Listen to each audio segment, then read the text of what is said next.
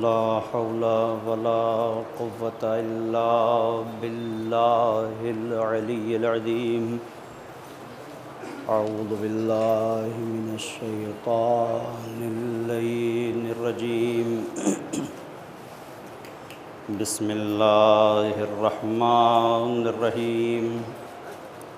الحمد لله رب العالمين، والصلاة والسلام والتحية والإكرام على النبي الأمي المكي المدني القرشي الهاشمي الأبتهي الرسول المسدد والمحمود الأحمد والمصطفى الأمجد بالقاسم محمد.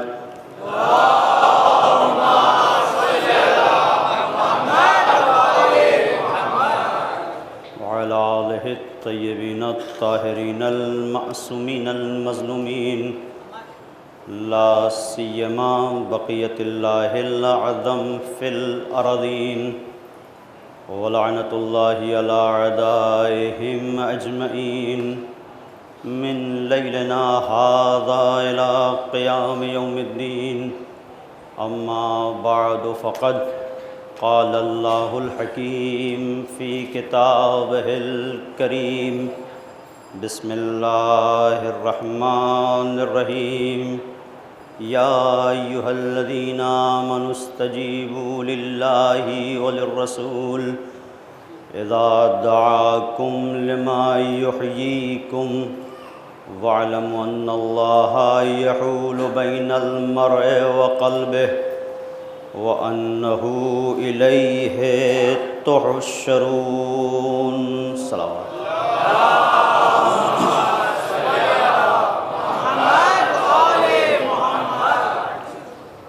سورہ انفال کی یہ آیہ کریمہ ارشاد ہو رہا ہے، اے صاحبان ایمان، اللہ اور اس کے رسول کی دعوت پر لبیک کہو. لما یحییکم، اس لیے کہ اس دعوت کے اندر تمہاری زندگی ہے. وَاعْلَمُوا أَنَّ اللَّهَ يَحُولُ بَيْنَ الْمَرْءِ وَقَلْبِهِ، اور جان لو کہ تمہارا پروردگار تمہارے اور تمہارے دل کے درمیان حائل ہے. یعنی تمہارے دل میں اگر کوئی کیفیت آتی ہے تو تمہیں اس کیفیت کا احساس بعد میں ہوتا ہے، خدا کو علم پہلے ہو جاتا ہے. جب وہ تم سے اتنا نزدیک ہے تو اس کی نزدیکی کو باقی رکھو. جب وہ اتنا نزدیک ہے تو اس کا دین بھی تمہیں بہت نزدیک ہونا چاہیے، چونکہ وہ تم سے نزدیک ہے. تب اگر دین اور دنیا کا معاملہ آئے تو تمہیں اولویت دین کو دینا چاہیے. اے صاحبان ایمان، یہ تمہارا ایمانی تقاضا ہے. اور اگر کہیں پر دیکھنا چاہتے ہو کہ کیسے اس دعوت میں جو اللہ اور رسول کی دعوت ہے، اس دعوت کے اندر کیسے زندگی ہے، تو کربلا والوں کی زندگی کو دیکھو کہ کیسے کیا کچھ نہیں ہوا. سروں کو کاٹ کے نوک نیزہ پہ بلند کیا، خیام میں آگ لگا دی گئی، لاشوں کو پامال کر دیا گیا، لیکن وہ ذات کہ جس کی لاش کو پامال کر دیا گیا تھا، اس کا عزم آواز دے رہا تھا، تم میری لاش کو پامال تو کر سکتے ہو، لیکن میں نے دین محمدی کو اس محفوظ مقام تک پہنچا دیا ہے کہ ساری دنیا کی طاقت مل کر اس دین کو پامال نہیں کر سکتی. اس دین کو پامال نہیں کر سکتی، اس لیے کہ جو اصل زندگی ہے وہ اسی دین کے سائے میں ہے. ایک آنے والا آیا امام جعفر صادق علیہ السلام کی خدمت میں.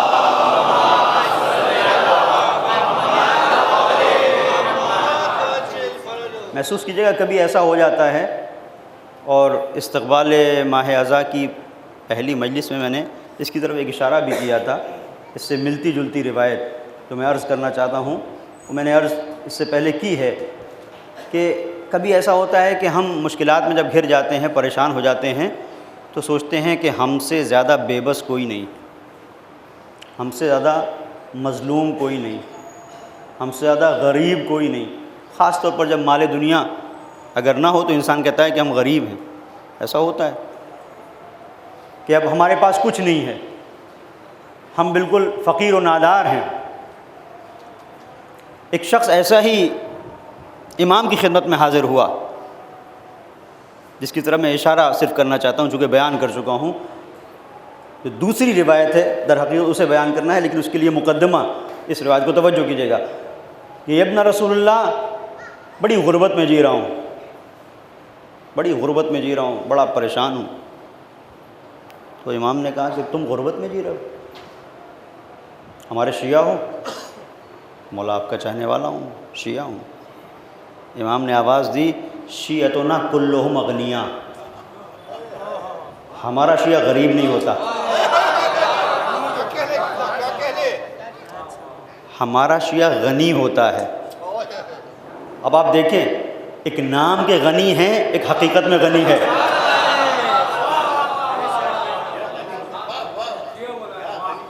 وہ جو نام کے غنی ہوتے ہیں ان کی جو غناعت ہے، جو ان کی بے نیازی ہے، وہ کب تک رہتی ہے؟ جب تک حکومت رہے، جب تک ثروت رہے۔ ثروت گئی، وہ جو غنی تھے اونھے منہ گرے فقیر ہو گئے۔ حکومت گئی تو اب وہ جو بہت بڑا غنی بن رہا تھا، حکومت کے بل پر بن رہا تھا، اب حکومت نہیں تو کوئی پوچھنے والا بھی نہیں۔ لیکن شیعہ ایسا نہیں ہوتا، اس کا تعلق کسی بیساکھی کے بل پہ نہیں ہوتا،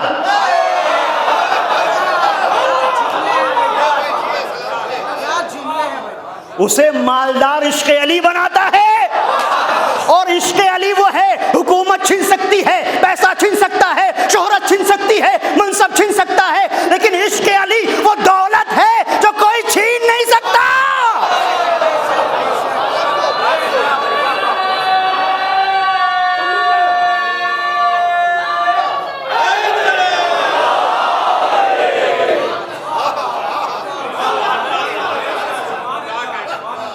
اگر عشق علی کو چھین سکتے، اچھا کسی بھی طاقت کو استعمال کر کے نہیں چھین سکتے، کسی کو دار پہ چڑھا سکتے ہو، لیکن عشق علی وہاں بھی بولے گا۔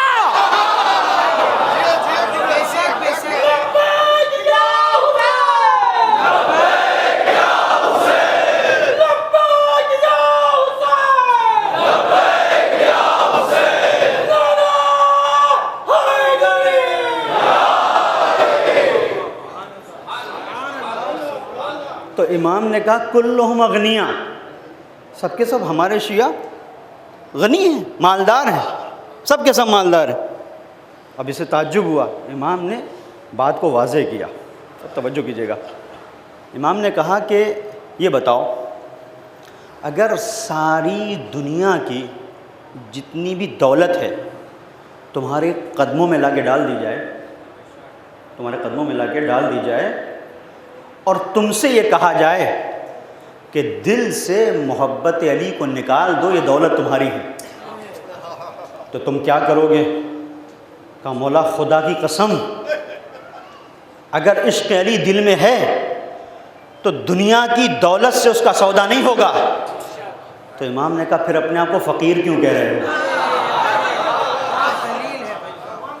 پھر تم اپنے آپ کو فقیر کیوں کہہ رہے ہو؟ وہیں پر امام کا ایک صحابی موجود تھا، اور اس نے مولا کی خدمت میں کہا کہ مولا یہ جو دنیا ہے نا، اس دنیا کے اندر جتنی بھی نعمتیں ہیں، مولا ہماری جو محبت ہے وہ اس دنیا کی جتنی بھی دولت ہے اس سے بہت زیادہ ہے آپ کے لیے۔ یہ روایت ہے جو آپ کی خدمت میں عرض کر رہا ہوں، آپ کے لیے جو ہماری محبت ہے یہ دنیا کے اندر جتنی بھی نعمتیں اس سے کہیں زیادہ ہے۔ امام نے کہا ہماری محبت کی توہین مت کرو. تم ہماری محبت کو دنیا سے قیاس کر. دنیا کیا ہے؟ کچھ کھا لینا، کچھ پہن لینا. یہ محبت اس سے بالاتر ہے. یہ انسان کو کمال تک پہنچاتی ہے اور اس مقام پر پہنچاتی ہے کہ انسان اتنا بے نیاز ہو جاتا ہے کہ بڑے سے بڑے انسان کی اس کی نظروں میں وقت نہیں رہتی. وقت اگر ہوتی ہے تو عشق علی کی ہوتی ہے. توجہ کیجیے گا، میں مثال دے کے بات کو واضح کروں. ایک صلوات پڑھیں محمد اور آل محمد پر.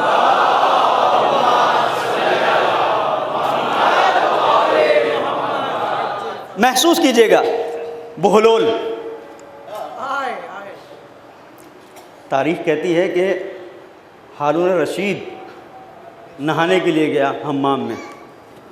اس زمانے میں جیسے گھروں میں باتھ روم ہوتے ہیں ایسے نہیں ہوتے تھے، باہر ہوتے تھے. اس میں نہایا جاتا تھا. اس کے ساتھ ساتھ یہ ہے کہ کوئی ایک شخص ہوتا تھا، اسے کہتے تھے وہ کیسا ملتا تھا، پیٹ ملتے تھے کچھ لوگ، اس کے پیسے ملتے تھے ان کو. تو بہت سارے ایسے لوگ تھے جو مخصوص تھے، وہ صرف بادشاہوں کی پیٹ ملنے کے لیے. معمولی لوگ وہ دیکھتے ہی نہیں تھے. اب ایک ایسی جگہ پر بہلول پہنچے، ان کی بھی پیٹ ملی جا رہی تھی اور اس مقام پر دیکھا کہ ارے یہ بھی موجود ہے، اس کی بھی پیٹ ملی جا رہی تھی. بہلول نے تو توجہ ہی نہیں کی. اور یہ عشق علی ہے، اتنا بے نیاز بنا دیتا ہے کہ ارے غیرے کی طرف چاہے وہ بادشاہ ہو چاہے خلیفہ ہو، انسان دیکھتا ہی نہیں ہے. اس نے توجہ کی. یہ جو بے نیاز بیٹھا ہوا ہے، یہ کیسے بیٹھا ہوا ہے؟ اس کا مطلب یہ ہے آج بھی عشق علی کا تقاضا یہ ہے کہ دوسرے تمہاری ڈیوڑی پر آئیں، تم مت جاؤ. بس اگر میں نے بات کہہ دی تو بات جہاں تک پہنچ گئی. یہ ملاک ہے، یہ معیار ہے. یہ ملاک ہے، یہ معیار ہے. اس لیے کہ ڈیوڑیاں بدلتی رہتی ہیں اقتدار کے ساتھ. عشق علی نہیں بدلتا. اب اس نے بہلول کی طرف متوجہ ہو کے کہا کہ بہلول تم سے ایک سوال کروں، یہ بتاؤ، چونکہ یہ دیکھ بھی رہا ہے کہ بہت ایک عالی شان پیٹ ملنے والا بھی پیٹ مل رہا ہے. اس کی خود کی ایک بڑی قیمت ہے، جو پیٹ مل رہا ہے بادشاہ کی، اس کی بڑی قیمت ہے. اس کی تو بات ہی الگ ہے. تو بہلول سے اس نے کہا کہ یہ بتاؤ بہلول، اگر میں غلام ہوں اور مجھے بیچا جائے تو میری قیمت کیا ہوگی؟ اگر میں غلام ہوں، یہ خلیفہ وقت کہہ رہا ہے، وہ بھی کون؟ معمولی نہیں. سمرقند سے بخارا تک، ایران سے لے کے مصر تک جس کی حکومت ہے، جس کا دبدبہ ہے. یہ معمولی چھوٹے موٹے ملک کے اگر کوئی امیر آ جاتے ہیں اور کوئی سربراہ مملکت، تو لوگ سمجھ میں نہیں آتا کیا کریں. یہ جتنے بھی چھوٹے چھوٹے ممالک ہیں، یہ سب اس کی سلطنت کا حصہ ہیں. اتنی بڑی سلطنت کا مالک بہلول سے کہہ رہا ہے کہ اگر میں غلام ہوں، فرض کرو، اور میری تم قیمت لگاؤ تو کیا لگاؤ گے؟ بہلول نے کہا کچھ نہیں. توجہ کیجیے گا، 400 درہم. 400 درہم. ایک مرتبہ نخوت اور غرور کے ساتھ کہتا ہے بہلول 400 درہم کی تو وہ لنگی ہے جو میں پہنے ہوئے ہوں. ادھر عشق علی بولا، اور کیا بولا؟ تو کہا میں نے قیمت بھی تو اسی لنگی کی لگائی ہے، تیری کون سی قیمت ہے؟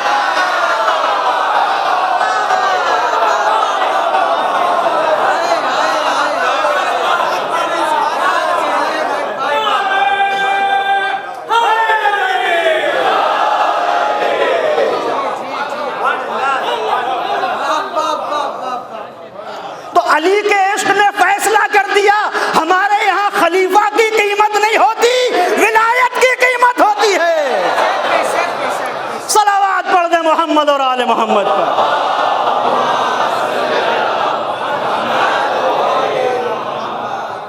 اب اس مرحلے پر وہ جو روایت میں آپ کی خدمت میں عرض کر رہا تھا کہ اگر دین ہے تو اس کا مطلب یہ ہے کہ انسان کی قیمت ہے. امام کی خدمت میں امام جعفر صادق علیہ السلام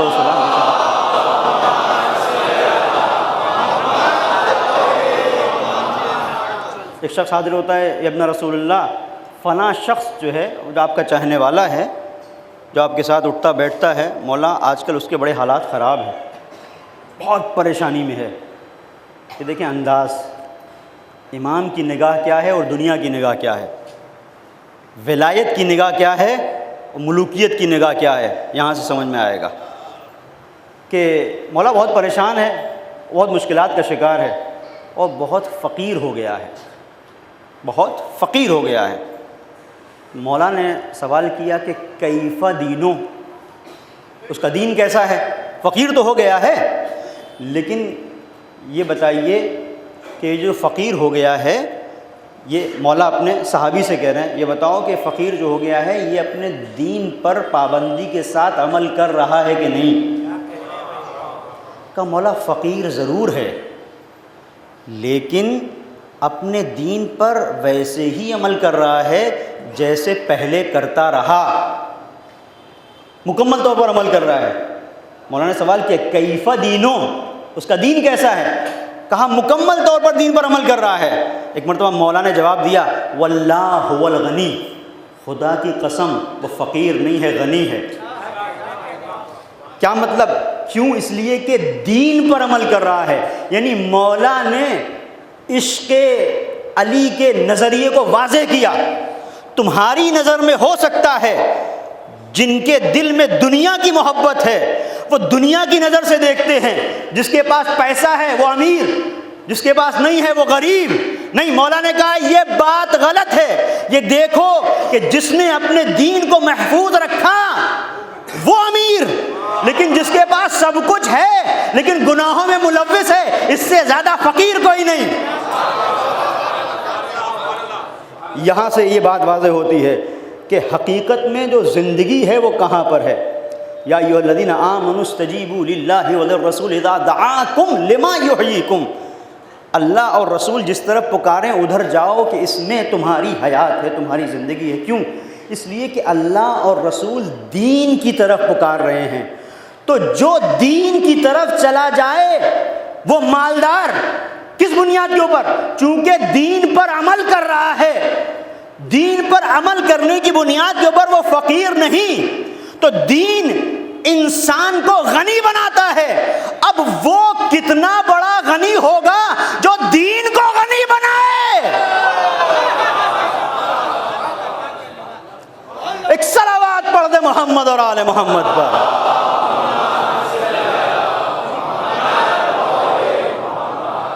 یہ نظروں کا پھیر بڑا عجیب ہوتا ہے، دنیا ظاہر دیکھتی ہے. اب میں مثال آپ کی خدمت میں عرض کر رہا ہوں، بڑی عجیب، اور تاریخ کے اندر ہے، علماء نے لکھا، علماء اہل سنت نے بھی اسے نقل کیا ہے اپنی کتابوں میں، کہ حضرت محمد مصطفیٰ صلی اللہ علیہ وآلہ وسلم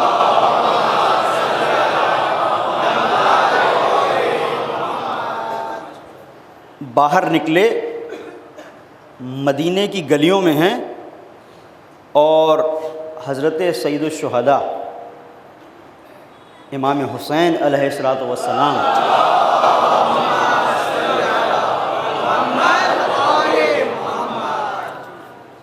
رسول کے دوش پر ہیں. یہ دیکھیں، دو نگاہیں ہیں، دو نظریے ہیں چیزوں کو دیکھنے کے، ایک مادی اور ایک معنوی روحانی، جسے دینی نقطہ نظر کہتے ہیں.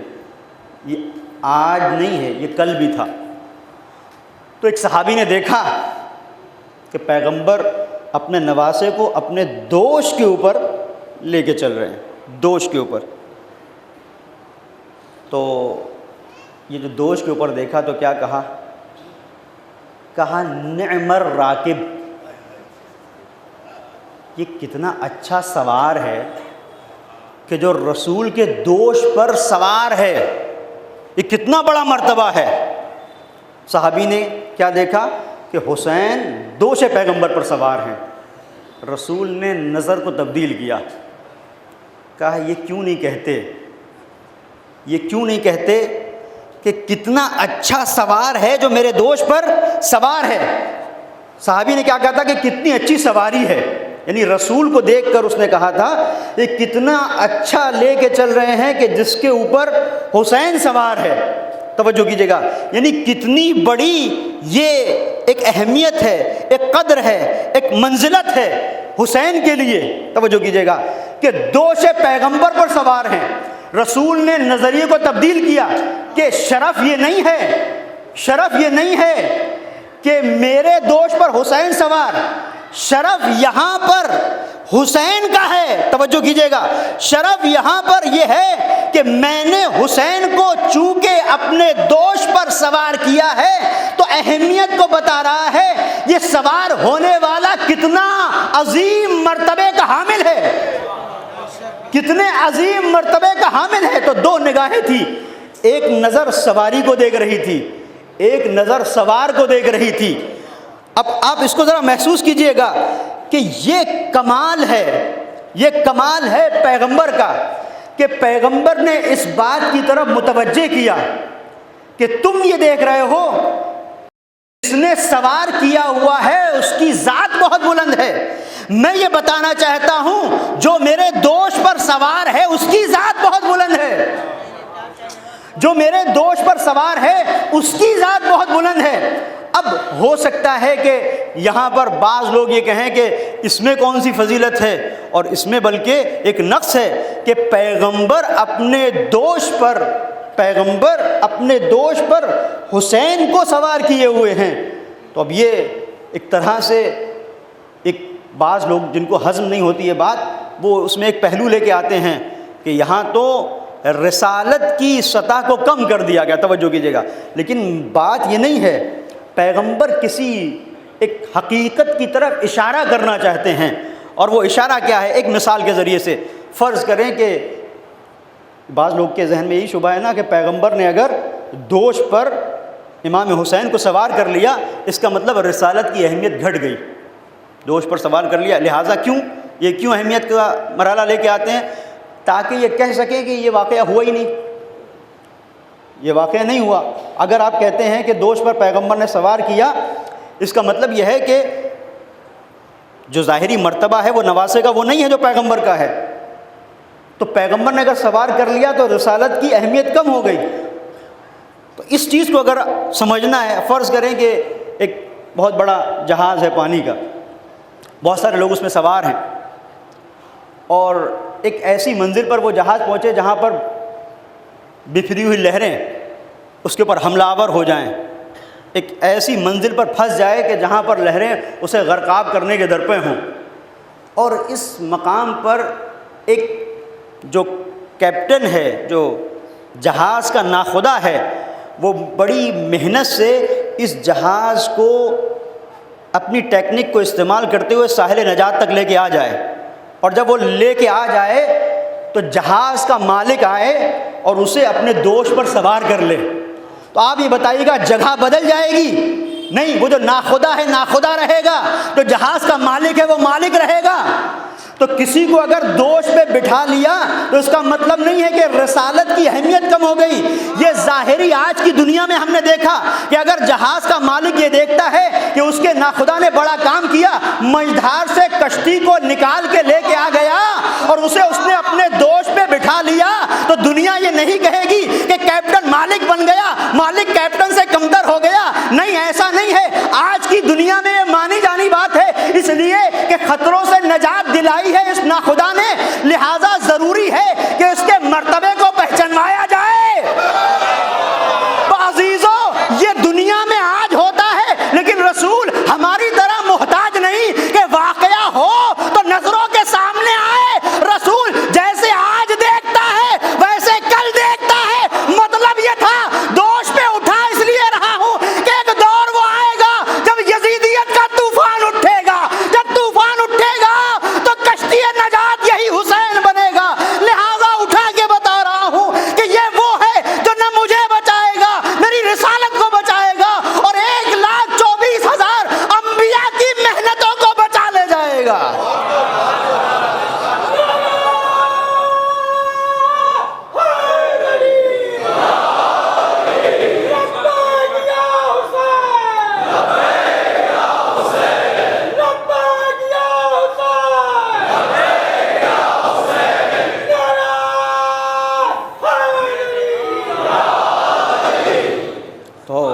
پیغمبر نے در حقیقت یہ واضح کیا کہ جب تو یہ دو نظر ہے۔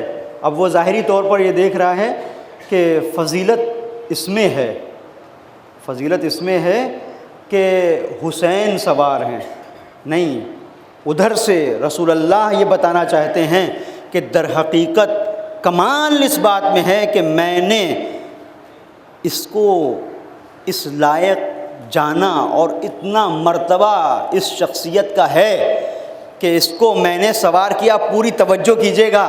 اور عجیب بات ہے، دوش پیغمبر پر 3 ہی شخصیتیں پہنچی ہیں اور تینوں کا تعلق ابو طالب سے ہے۔ اتنا کوئی اپنے آپ کو بڑا بنائے تو یا ابو طالب کا پوتا حسن، یا ابو طالب کا پوتا حسین، یا ابو طالب کا بیٹا علی۔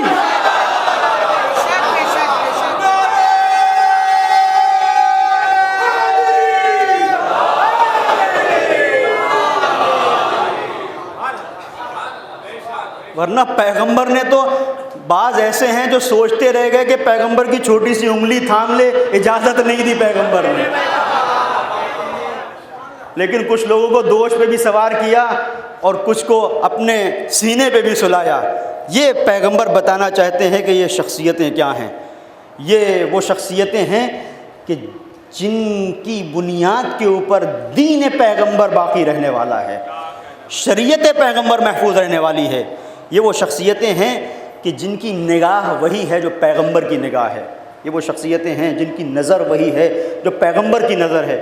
اور میں نے کل آپ کی خدمت میں عرض کیا تھا کہ اس دور میں نہیں نکلے لوگ، لیکن فرزند زہرا نکلا، فرزند رسول نکلے، سید الشہداء نکلے، اور یہ کہتے ہوئے، اعلان کرتے ہوئے نکلے کہ میں نکل اس لیے رہا ہوں کہ کسی کا غلام نہیں ہوں۔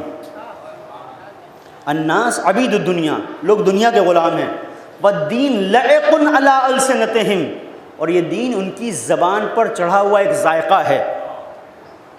یہ لائق علی السنتہم یحوتونہ ما درت معاشہم، یہ تب تک دین دین کہتے ہیں جب تک ان کی روزی روٹی چلتی رہتی ہے، یعنی دین اس وقت تک مانتے ہیں جب تک ان کا اپنا دھندا پانی چلتا رہے، اور جب یہ ان کا دھندا پانی کچھ اس میں مشکل ہو گئی تو اب دین بھی گیا۔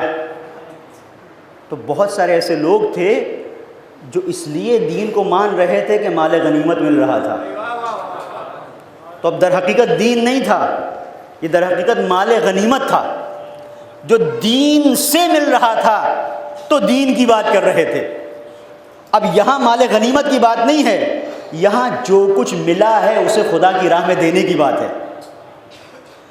تو سید الشہداء نے آواز دی الناس عبید الدنیا والدین لائق علی السنتہم، اور دین ان کی زبان پر چڑھے ہوئے ذائقے سے زیادہ نہیں ہے۔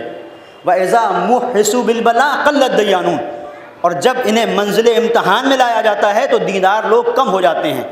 کمال ہے ان شخصیتوں کا، توجہ کیجیے گا، کمال ہے ان شخصیتوں کا کہ جن کا دین ماحول، نظریہ، حالات دیکھ کے بدلتا نہیں۔ جو دین ہے وہ دین رہے گا، اور یہ عشق علی کی دین ہے۔ یہ جہاں عشق علی ہوتا ہے وہیں پر اتنی طاقت دین کے اندر آ جاتی ہے۔ اور آپ دیکھیں بہت سارے ایسے نمونے ہیں، میں ایک نمونے کی طرف اشارہ کر رہا ہوں۔ آپ نے نام جناب ابو ذر کا سنا ہے، ابو ذر غفاری مولا کا چاہنے والا عاشق۔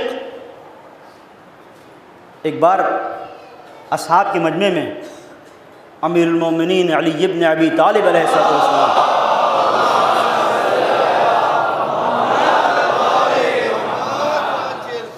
یاد کر رہے ہیں ابو ذر کو، اور یاد کرتے کرتے آنکھوں میں آنسو آ گئے۔ خدا رحمت کرے ابو ذر کے اوپر۔ یہاں پہچانے دیکھیں عشق علی کیا ہے۔ ابو ذر کے اوپر پروردگار اپنی رحمتوں کو نازل کرے۔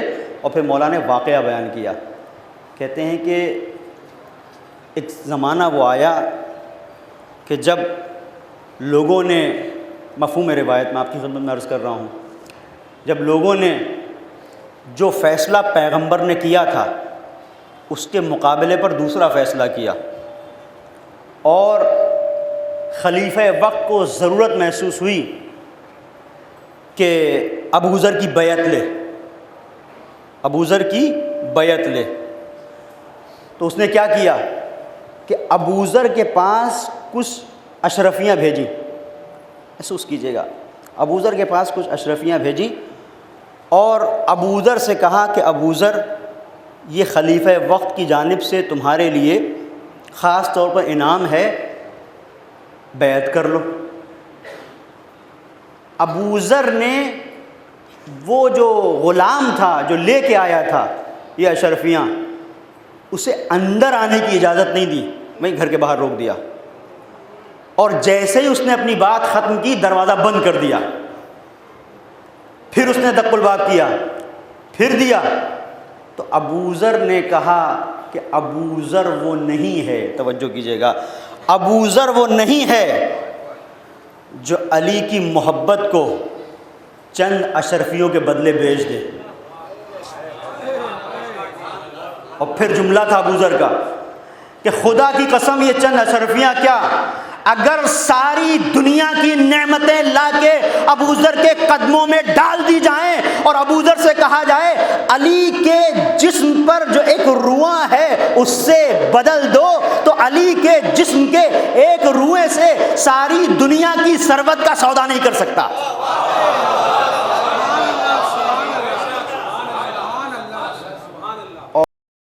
اب مرحلہ ہے، مولا نے اصحاب کو متوجہ کر کے کہا، اور سنتے ہو جب یہ اشرفیاں ابو ذر کے گھر پہنچی ہیں 3 دن ہو گئے ابو ذر کے گھر کھانا نہیں پکا تھا، فاقہ تھا۔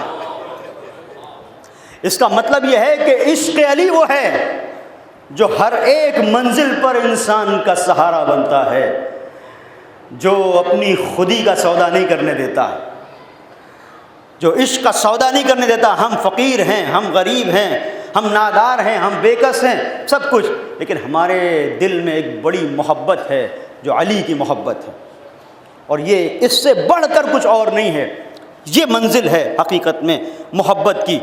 عزیزوں، جیسی علی کی محبت پھر ویسے ہی حسین کی محبت۔ جب یہ محبت انسان کے وجود کے اندر آ جاتی ہے تو انسان کے وجود کے اندر ایک انقلاب پیدا ہو جاتا ہے۔ اب وہ اس نظر سے دیکھتا ہی نہیں مسائل کو جس نظر سے دنیا دیکھتی ہے، وہ حسین کی نظر سے دیکھتا ہے۔ جب وہ حسین کی نظر سے دیکھتا ہے تو ظاہری شہرت، منصب، طاقت، ثروت، یہ ساری چیزیں اس کی نظر میں اہم نہیں ہوتی۔ کب اہم ہوتی ہیں؟ جب یہ راہ بندگی میں استعمال ہو، جب بندگی کی راہ میں ان کا استعمال ہو تب ان کی اہمیت ہوتی ہے، ورنہ ان ساری چیزوں کو وبال جان سمجھتا ہے۔ اس کی نظر میں ان سب کی کوئی وقت نہیں ہے، اس کی نظر میں جو وقت ہے وہ یہ کہ عشق علی نے اسے کیا سکھایا، اس کے عشق حسین اسے کہاں تک بلا رہا ہے۔ اور جب عشق حسین کی بات آتی ہے تو وہ یہ دیکھتا ہے کہ اس کے زمانے کے امام کی خواہش کیا ہے، اور اس خواہش کو وہ مقدم کرتا ہے، ہر چیز پر اس خواہش کو مقدم کرتا ہے جو اس کے امام کی ہے۔ اور عزیزوں، یہی وہ مرحلہ ہے جو ہمارے لیے نجات کا سبب بنے گا کہ ہمارے دل میں اگر یہ محبت ہے اور یہ محبت لبیک یا حسین میں تبدیل ہو جائے۔ محبت ہونا ایک الگ منزل، بہت سارے لوگ تھے ہزاروں کی تعداد میں جو حسین سے محبت کرنے والے تھے، اور عجیب ایک رخ ہے، توجہ کیجیے گا۔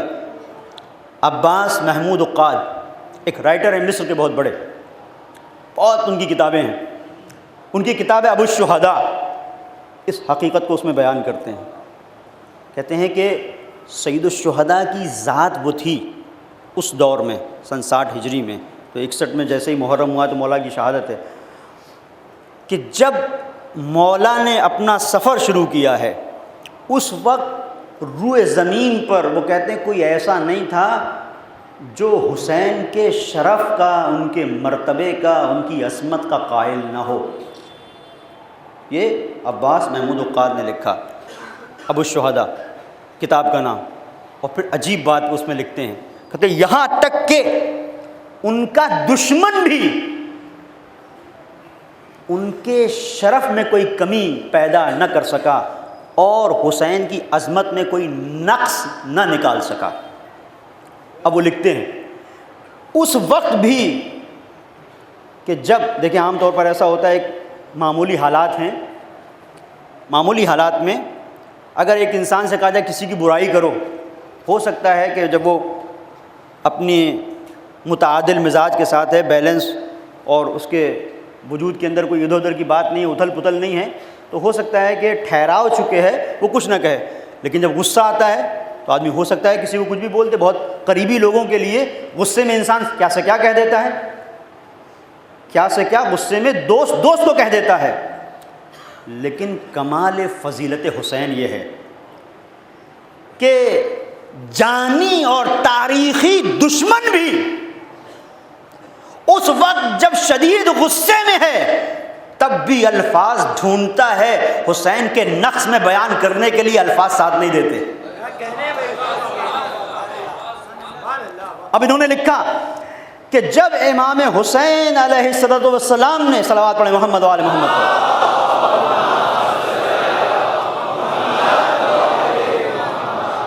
امیر شام کو خط لکھا ہے اور خط کے اندر توبیخ کی ہے قاعدے سے، جسے ہم آج کی زبان میں کہیں کھری کھوٹی سنائی ہے، جس کا وہ اہل تھا۔ اس وقت کچھ لوگوں نے اسے بھڑکانے کے لیے کہا کہ ایسا خط تمہارے پاس آیا ہے، اب تمہیں اس کا جواب دینا ہے، تو تم بھی حسین کے لیے کچھ ایسا کہو کہ ان کی عظمت کم ہو جائے۔ تو اس نے اس خط کو پڑھ لینے کے باوجود، غصے میں آنے کے باوجود یہ کہا خدا کی قسم حسین اس منزل شرف پر ہیں کہ کوئی ایسا لفظ نہیں ہے کہ حسین کی شان کو کم کرنے کے لیے میں بیان کروں۔ الفضل ما شہدت بہ الاعداء، فضیلت یہ نہیں ہے کہ دوست انسان کا قصیدہ پڑھے، فضیلت یہ ہے کہ دشمن بھی قصیدہ پڑھنے پر مجبور ہو جائے۔ اور اس مرحلے پر عجیب بات کہی اس نے، کہتا ہے کہ مولا کائنات کے سلسلے سے، یہ تاریخی حقیقت ہے، اس کو سمجھیے گا کہ دشمن کیسی چالیں چلتا ہے اور کس انداز سے فضیلتوں کو چھپانے کی کوشش کرتا ہے۔ اور پھر سرکار رسالت مآب کو ہمارا سلام کہ کن کن جگہوں کو محسوس کیا ہے کہ کہاں کہاں سے لوگ علی کی فضیلتوں پہ پردہ ڈالیں گے، لہذا پہلے ہی اس کا تدارک کر دیا۔ پوری توجہ کیجیے گا، جب وہ خط پہنچا ہے اور غصہ آیا ہے اسے، اور کسی نے اور غصہ دلانے کی کوشش کی کہ حسین کے خلاف تو بھی کچھ بول دے، تو کہا نہیں، حسین کے اندر کوئی ایسی میں کمی نہیں پاتا ہوں۔ ادھر سے ہاں علی کے اندر تو ایسی کمیاں تھیں، یہ کہتا ہے علی کے اندر تو ایسی کمیاں تھیں کہ میں لوگوں کو ورغلانے میں کامیاب ہو گیا، لیکن حسین نے اپنے شرف میں کوئی کمی نہیں چھوڑی۔ اب ایک حدیث تھی، اس کا مطلب میری سمجھ میں نہیں آتا تھا، پوری توجہ کیجیے گا، آپ کو لطف آئے گا، آپ نے بھی سنی ہوگی۔ سوچتا تھا یہ کیا ہے، لیکن جب یہ پڑھا عباس محمود عقاد نے جو ابو الشہداء میں لکھا، اور یہ بات کہ امیر شام نے کہا کہ علی کے اندر تو کچھ کمیاں تھیں لیکن حسین تمام کمیوں سے دور ہے، میں کچھ نہیں کہہ سکتا، تو انسان کے ذہن میں آتا ہے یہ کیا کہہ گیا۔ اور اس کے ذیل میں بہت سارے لوگوں نے اپنی اپنی باتیں کہیں۔ علامہ تقی جعفری نے خاص طور پر کہا کہ شاید یہ کہنا یہ چاہتا تھا کہ لوگوں کو میں بے وقوف بنانے میں کامیاب ہو گیا علی کے سلسلے سے، لیکن کمال حسین کا یہ ہے کہ حسین نے اس طرح سے سجایا معرکہ کربلا کو کہ صفین کی تکرار نہیں ہونے دی۔ کاش کہ میری بات واضح ہو جائے۔ اتنی محنت سے، اتنے سلیقے سے سجایا کہ اب کوئی قرآن ایسا نہیں تھا جو نو کے نیزہ پہ بلند ہوتا۔ ہاں سروں کو ظالموں نے بلند کیا تو ان کی شکست لکھی گئی کہ نو کے نیزہ پہ بلند ہو کے تلاوت قرآن کریم کی۔ تو یہ مرحلہ کربلا کا ہے، وہاں پر صفین میں نیزوں کے اوپر پتھروں کو باندھ کے بلند کر دیا تھا اور کہا تھا یہ قرآن ہے، قرآن حکم بنے گا ہمارے اور علی کے درمیان میں، تو لوگ پیچھے ہٹ گئے تھے۔ اسی کی طرف علامہ تقی جعفری نے اشارہ کیا، شاید امیر شام نے یہ کہنا چاہا، لیکن جب میں نے ایک حدیث پڑھی تو احساس ہوا، ایک صلوات پڑھیں محمد و آل محمد پر۔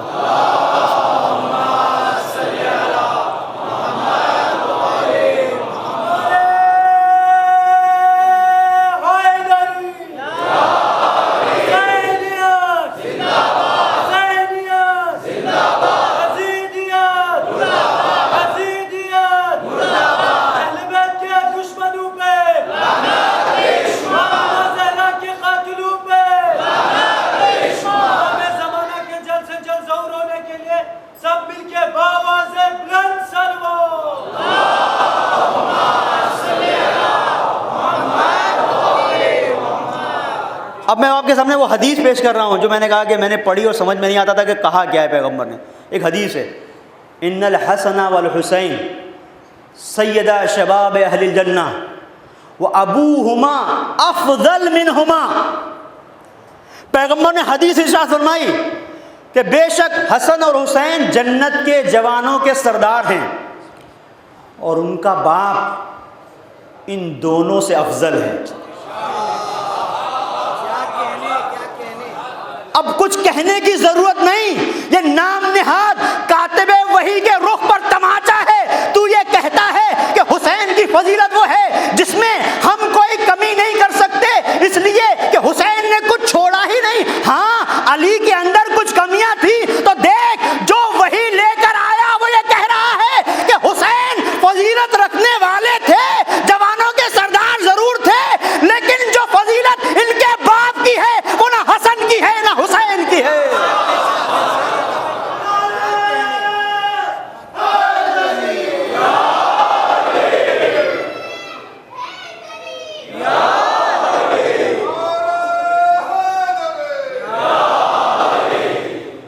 اب دیکھیں، محسوس کریں، ابوہما افضل منہما، یہ کہنے کی ضرورت نہیں تھی، لیکن پیغمبر دیکھ رہے تھے ایک زمانہ وہ آئے گا کہ جب علی کی فضیلتوں کو چھپایا جائے گا اور بڑے بڑے خبیث لوگ ہوں گے اس طرح سے چھپانے کی کوشش کریں گے کہ بیٹے کو آگے لائیں گے تاکہ باپ کو کہ نہیں، میں باپ کی فضیلت کو ایسے بیان کر جاؤں گا کہ جتنا چھپانا چاہیں گے اپنے وجود کی غلاظت کو ظاہر کریں گے.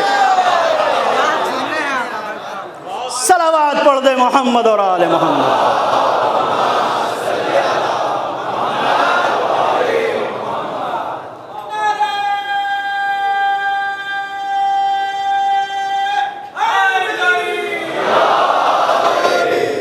اور کمال ہے اس محبت حسین کا، جو کہتے ہیں محبت حسین دل میں ہے، یہ محبت حسین کہ جہاں بہت سارے مسائل کو حل کرتی ہے وہیں علی کے مرتبے کو بھی ہماری نظروں میں، علی کا مرتبہ تو بہت بلند ہے، لیکن وہ شخص جو محبت حسین اپنے دل میں رکھے ہوئے ہے وہ سمجھتا ہے کہ پھر علی کی منزل کیا ہے، علی کا مرتبہ کیا ہے.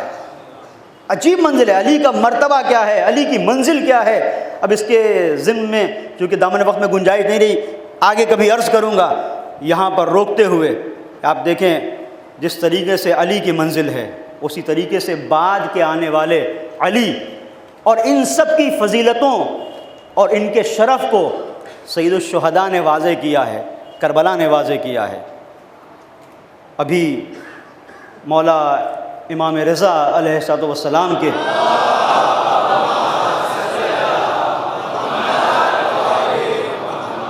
مرقد پر جو چادر چڑھائی گئی ہے اور وہ چادر جو ان کے مرقد پر تھی وہ یہاں کچھ مومنین کے تعاون سے پہنچی ہے، اس کی آپ زیارت کریں گے. اور جب بات یہاں تک آ گئی تو بس ایک مولا کے سلسلے سے ایک چند جملے، اور امید یہ ہے کہ نظم و نسق کے ساتھ جس طریقے سے ہمارا ایک وتیرہ رہا ہے کہ ہر ایک اس تبرکات میں سے کوئی بھی تبرک اگر ہمارے سامنے آ گیا جس کا تعلق اہل بیت اطہار علیہ السلام سے ہے تو ہم نے اسے اپنی جان سے زیادہ قریب جانا ہے، اور یہی یہاں پر بھی یہ رہے گا انشاءاللہ. بڑا کریم امام ہے جسے علی ابن موسیٰ الرضا کہا جاتا ہے، امام رؤوف. پر ایک بات آپ کی خدمت میں بس عرض کروں، کتنا کریم ہے. ابو نواس شاعر ہے، ظاہری طور پر تو بہت سارے لوگ کریم ہیں، نام کے کریم اندر سے بخیل، ان سے زیادہ کنجوس کوئی نہیں. لیکن آپ دیکھیں جو واقعاً کریم ہے اسے دیکھیں، کریم ابن کریم امام رؤوف. جا رہے ہیں، ایک شاعر ہے ابو نواس، مولا سے ملاقات ہو گئی، مولا سوار ہیں، ابو نواس نیچے پیادہ ہے. جیسے ہی مولا کو دیکھا فوراً قصیدہ پڑھنے لگا. مولا آپ اس گھرانے سے تعلق رکھتے ہیں کہ جیسے پروردگار نے منتخب کیا، آپ کی فضیلتیں وہ ہیں جن کا احصاء ممکن نہیں، آپ کا شرف وہ ہے جو بیان کے قابل نہیں. مولا مسکرا کے سنتے رہے. جب اس کے اشعار تمام ہو گئے مولا نے 300 درہم نکالے اس کے حوالے کیے. کہا مولا یہ میں نے عقیدت میں کہے تھے، انعام کے لیے نہیں۔ اس کا مطلب یہ ہے کہ یہ واقعہ ہمیں بتاتا ہے کہ یہاں پر اگر تم عقیدت میں آ کے کچھ کرو گے تو خالی ہاتھ نہیں جاؤ گے۔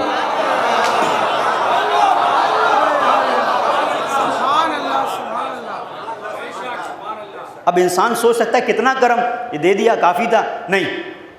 امام گھوڑے سے اترے، اپنے گھوڑے کی مہار اس کے حوالے کی، لگا۔ اب یہ حیران و پریشان، مولا یہ 300 درہم بہت تھے۔ کہا نہیں، مجھے اچھا نہیں لگا کہ میرے خاندان کے سلسلے سے تو قصیدہ پڑھے، مفہوم عرض کر رہا ہوں، تو قصیدہ پڑھے اور تو پیادہ ہو، میں سوار رہوں۔ تو پیادہ ہے، تجھے زیادہ ضرورت ہے۔ مولا نے گھوڑا اس کے حوالے کر دیا، خود پیدل ہو گئے۔ یہ واقعاً کریم ہے۔ اور آپ دیکھیں کہ اس کا کرم کہاں تک ہے، لوگوں کے ذہنوں کو پڑھ لینا۔ ایک کریم انسان کا وتیرہ ہے، ایک کریم انسان۔ کسی نے سوال کیا امام حسن مجتبیٰ علیہ السلام سے،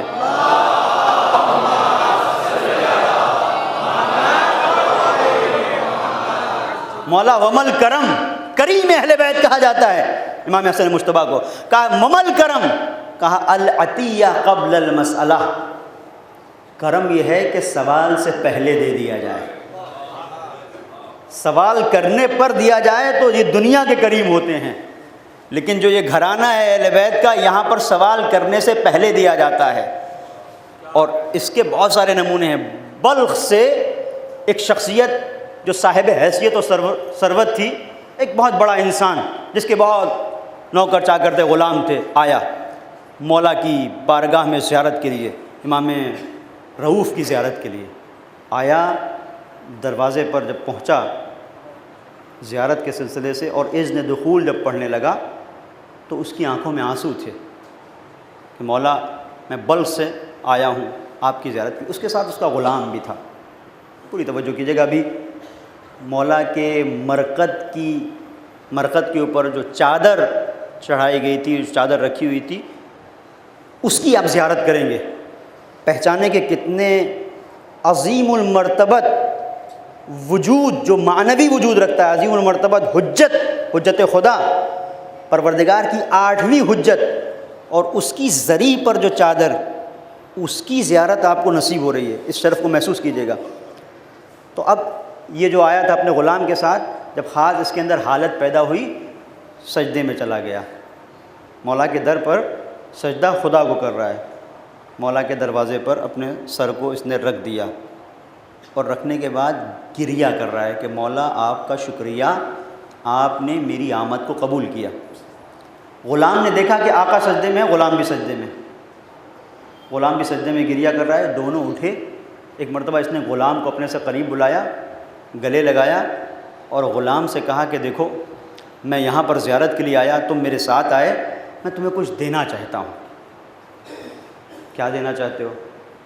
کہا کہ میں سب سے پہلے تو اس در پر جب آیا تو میرے دل میں احساس ہوا کہ تم غلام ہو، میرے حکم کے پابند ہو۔ مولا کی بارگاہ میں میرے ذہن میں خیال آیا کہ تمہیں آزاد کر دوں، اپنی زندگی جیو۔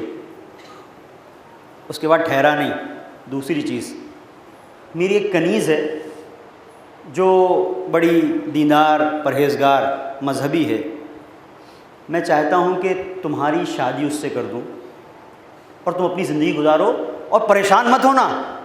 زندگی گزارنے کے لیے لوازم زندگی کے ساز و سامان کی ضرورت ہے، تو میں ایک زمین کا ٹکڑا ہے وہ تمہارے حوالے کروں گا، کھیتی باڑی کرنا، وہ زمین تمہاری، اپنی زندگی جینا۔ جیسے ہی اس نے یہ کہا، غلام رونے لگا، ہچکیاں سسکیاں بن گئی۔ تو اس نے پوچھا، یہ بلخ کے آنے والے نے، آقا نے، کہ غلام یہ تو رو کیوں رہا ہے؟ یہ میں جو چیزیں دے رہا ہوں یہ تو خوشی کی ہیں۔ کہا رو تو اسی لیے رہا ہوں کہ جب بارگاہ امام رضا میں داخل ہوا تو بھی سجدے میں تھا، میں بھی سجدے میں تھا، مجھے تیری دعاؤں کا پتہ نہیں، لیکن مولا امام رضا سے میں نے سر کو سجدے میں رکھ کے یہ کہا تھا، مولا کیا ہو سکتا ہے میں آزاد ہو جاؤں، کیا ہو سکتا ہے میری بھی کوئی زندگی ہو۔ کہ جو 3 چیزیں مولا سے مانگی تھی وہ مولا نے دے دی۔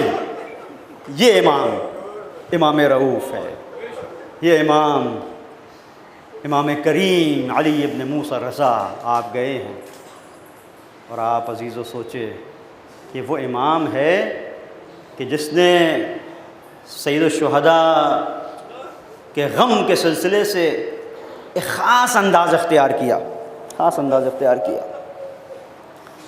آنے والا آتا ہے، گریہ کر رہا ہے، کیا آواز دیتے ہیں، اور دیکھیں کس انداز سے گریہ ہوا ہے امام کے اوپر۔ امام جب نکل رہے ہیں، جب مدینے کو چھوڑ رہے ہیں، طوس کے لیے نکل رہے ہیں، تو سب کو جمع کیا، اہل خانہ کو جمع کرنے کے بعد امام نے کہا میرے اوپر گریہ کرو۔ تو جو وہاں پہ خواتین تھیں انہوں نے کہا کہ مولا اگر کوئی سفر پہ جاتا ہے تو اچھا شگون نہیں ہے کہ گریہ کیا جائے اس پہ۔ پلٹ کے مولا نے کیا کہا، ہاں اس کے لیے جس کی واپسی کی امید ہو، لیکن جو واپس نہیں آنے والا ہو۔ اور اس کے بعد یا ابن شبیب ان کنت باقیا علی شیء، شبیب کے بیٹے اگر کسی چیز پر گریہ آئے فبکی للحسین، تو حسین کے اوپر گریہ کرنا۔ یہ مولا امام رضا جن کی زری کی چادر کی آپ زیارت کریں گے، جب اس زری کی چادر سے اپنے آپ کو مس کرنا تو کہنا مولا کربلا ہمارے دل میں ہے۔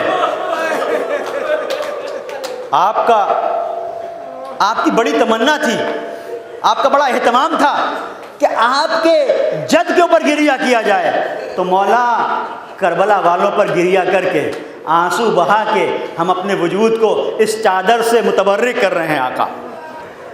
اور پھر امام نے فرمایا فَإِنَّهُ ذُبِحَ كَمَا يَذْبَحُ الْكَبْشُ، اس لیے میرے مولا پہ گریہ کرنا، اس لیے اس لیے کہ میرے جد کو ایسے ذبح کر دیا گیا جیسے گوسفند کو ذبح کیا جاتا ہے۔ گوسفند کو ذبح کیا جاتا ہے کہ مطلب کیا ہے؟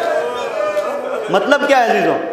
مطلب علماء نے بیان کیا، علماء یہ بیان کرتے ہیں کہ جب کسی آپ گوسفند کو ذبح ہوتے ہوئے دیکھتے ہیں تو کوئی تعجب نہیں کرتا کیوں ذبح کر رہے ہو، کوئی نہیں کہتا کیوں ذبح کر رہے ہو، پانی پلایا تھا کہ نہیں، اس لیے کہ ہر ایک کو پتا ہے کہ گوسفند ذبح ہوتی ہے تو پانی پلا دیا گیا ہوگا۔ لیکن عزیزو مولا کہنا کیا چاہتے ہیں، یعنی اس طریقے سے حسین کو ذبح کر دیا گیا، کوئی نہ تھا جو کہتا کسے ذبح کر رہے ہو، اسے ہم نے رسول کے دوش پہ دیکھا ہے، کسے ذبح کر رہے ہو، سینے رسول پہ دیکھا ہے، کسے ذبح کر رہے ہو، فاطمہ کا گود کا پالا ہے، کوئی نہیں تھا۔ ایک بہن تھی جو دیکھ رہی تھی اور آواز دے رہی تھی کہ سرے ساتھ تو دیکھ رہا ہے میرا ماں جایا ذبح ہو رہا ہے۔ جزاکم ربکم خیر الجزا، خدا کسی غم میں نہ رلائے سوائے غم حسین۔ یہ جو امام رضا ہے نا عزیزو، میں نے ملا دیا کربلا کو امام رضا سے۔ اب آپ جب زیارت کریں گے چادر کی تو تصور میں کربلا ہو اور اس امام کا اہتمام ہو جو کربلا والوں کے لیے تھا۔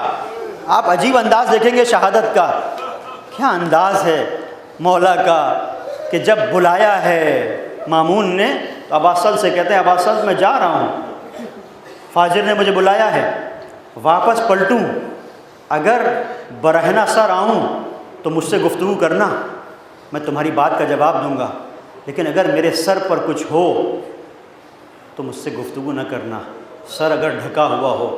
عزیزو سوچو تم سے اگر تمہارا امام یہ کہہ کے چلا جائے میں جا رہا ہوں، امام تو بہت دور کی بات ہے، بہت بڑی منزل ہے، کوئی تمہارا باپ، کوئی قریبی، کوئی دوست یہ کہہ دے کہ میں فلاں جگہ پہ جا رہا ہوں، جب واپس آؤں تو انداز اگر یہ ہو کہ برہنہ سر آؤں تو بات کرنا، اور سر پہ کچھ پڑا ہوا ہو تو سمجھنا کہ بات کرنے کے لائق نہیں ہوں، تو کیفیت کیا ہوگی؟ تو سوچو اباسل کیسے بیٹھے ہوئے ہیں، دیکھ رہے ہیں ٹکٹکی باندھے ہوئے، اور دل میں یہ دعا ہے یا اللہ میرا مولا جب آئے تو سر ڈھکا ہوا نہ ہو۔ ایک مرتبہ آئے تو کیا دیکھا کہ مولا کی رضا سر پہ تھی، اب جب مولا قریب آئے اب وہ منزل ہے کہ اباسل تڑپ گئے۔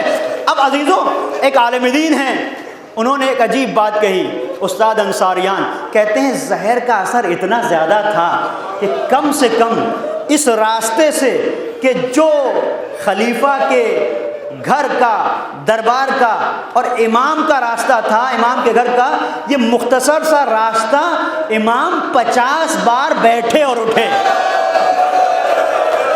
عزیزو 50 بار بیٹھے اٹھے۔ میں کہوں گا مولا زہر کا اثر اتنا تھا، 50 بار بیٹھے اور اٹھے، لیکن مولا کہیں ٹھوکر تو نہ لگی؟ لیکن ہائے آؤ، ایسا داغ کربلا میں حسین کے سینے پہ لگا، قدم کہیں رکھتا تھا، کہیں پڑتا تھا، آواز دیتے تھے اے بیٹا علی اکبر کہاں ہو؟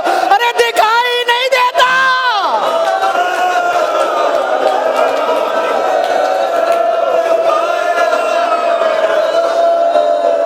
سلامت رہو، مولا کسی غم میں نہ رلائے سوائے غم حسین۔ یہ مولا امام رضا سے متصل اس لیے کیا کہ یہ چادر جب تمہاری نظروں کے سامنے آئے تو غربت امام رضا سامنے آئے۔ اور عجیب مرحلہ ہے اسی عالم میں، اتنا کریم امام ہے کہ قدم کہیں رکھ رہے تھے، کہیں پڑھ رہے تھے۔ مولا جب پہنچے تو ایک مرتبہ گھر میں جیسے ہی داخل ہوئے ابا اصل سے کہا دسترخوان لگاؤ، دسترخوان لگاؤ۔ عزیزوں جب دل پر چوٹ لگے اور گریے کی آواز بلند ہو تو روکنا نہیں، دسترخوان لگاؤ۔ مولا یہ تو زہر سارے جسم میں اثر کر گیا کہ آپ چل نہیں پا رہے ہیں، دسترخوان کیوں؟ ایک مرتبہ کہا جو کہہ رہا ہوں وہ کراؤ۔ دسترخوان جب لگا تو کانپ رہا تھا بدن، بیٹھ گئے مولا۔ یعنی خبر صرف ابا سلط کو ہے اور کسی کو پتا نہیں کہ مولا کے ساتھ کیا ہوا۔ اپنے دل میں رکھ کے دسترخوان لگا دیا، ابا سلط ہاتھوں کو جوڑ کے بیٹھے ہوئے، مولا یہ کیا کر رہے ہیں؟ ایک مرتبہ آواز دی، یہ اس لیے کر رہا ہوں کہ جو میرے غلام ہیں، یہ جو میرے خادم ہیں، یہ جو میرے چاہنے والے ہیں، ان میں بہت سارے ایسے ہیں جنہوں نے صبح سے کچھ کھایا نہیں ہوگا، بہت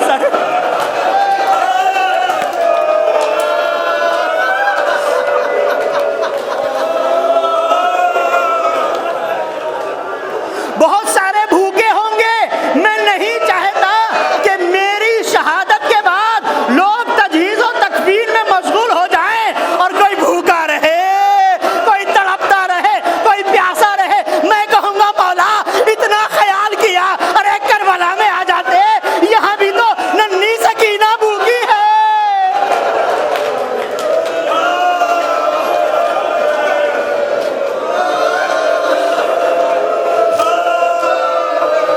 جزاکم ربکم خیر الجزا۔ خدا کسی غم میں نہ رلائے سوائے غم حسین۔ آخری مرحلہ، ایک مرتبہ ابا سلط کہتے ہیں مولا نے کہا مجھے میرے حجرے میں لے چلو۔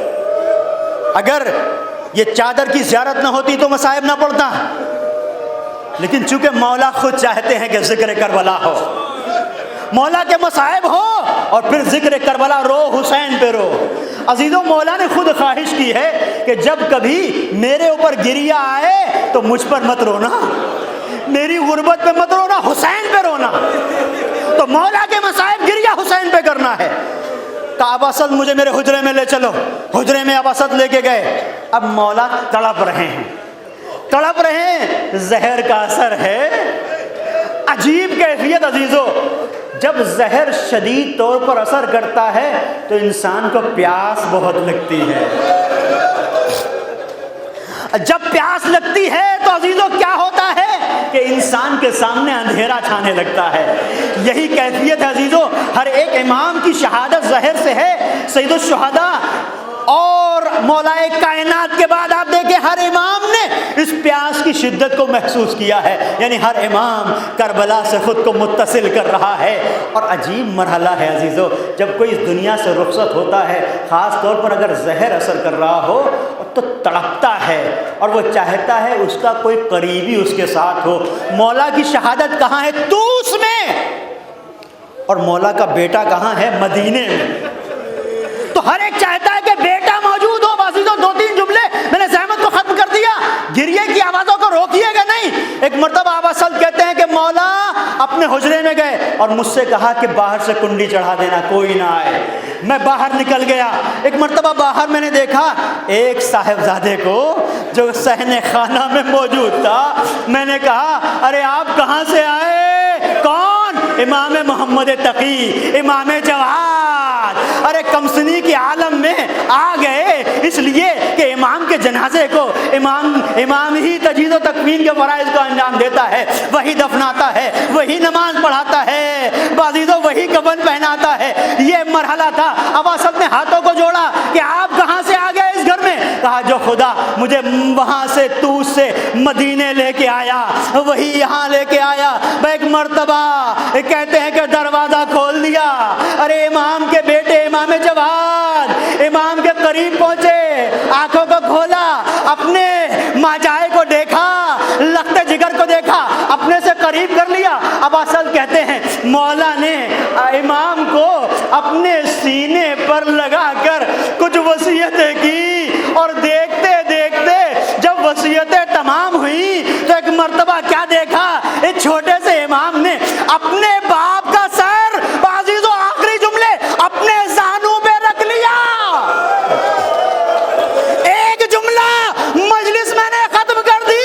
ہاں، اور یہی ہوتا ہے کہ ایک جوان آخر وقت اپنے باپ کے سامنے ہوتا ہے، اور جب دیکھتا ہے باپ دم توڑ رہا ہے تو اس کا سر اپنے زانوں پہ رکھ لیتا ہے۔ بس یہ کربلا ہے جہاں جوان بیٹا تھا، ارے باپ کا زانو تھا۔ ایک مرتبہ حسین نے وضع خدہ علی خدہ اپنے چہرے کو علی اکبر کے چہرے پہ رکھ دیا، ادھر ہچکی لی، دم توڑ دیا۔